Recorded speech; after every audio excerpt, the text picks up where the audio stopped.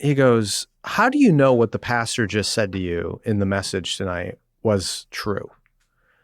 And I said, well, I'm a seminary student. I know the Bible pretty well. I can tell you what he said was true. And my dad's like, no, you don't understand.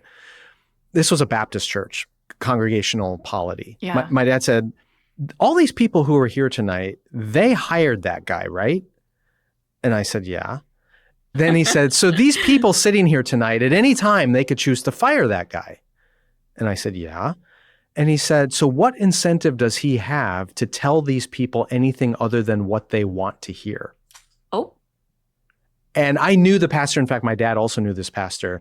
And I said, he's a good, godly, faithful man. But he wasn't impugning the character of this particular pastor. He was pointing out the failure of logic of the system, because the incentive structure is for the pastor, don't upset these people because they can turn around and fire you. Right, and I think we have seen that dynamic in American evangelicalism for quite a while now. When you don't have enough backbone, fortitude, courage, fear of God, whatever label you want to put on it, among those leaders, it's very easy to create churches that are just giving people what they want and becomes very consumeristic and populist in its value system. Mm-hmm. Is there any real solution to that in a congregational model other than just really hoping you have incredibly godly leaders that are not going to bend to the whims of people?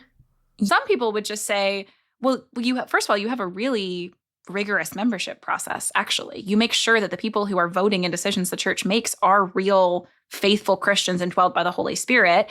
And I think that some of them would also say, some of that is out of our control. Like, it is really hard to make a judgment on if we are being faithful to what the Holy Spirit is telling us when we disagree about what we think the Holy Spirit is telling us. Maybe we need a little more hierarchy. Maybe we need a little outside accountability. Maybe we need to elevate people who have been trained and vetted. That's just so against the winds of our American liberal democratic consensus. But that's a good gauge then to go, what is so normal? It's just assumed here.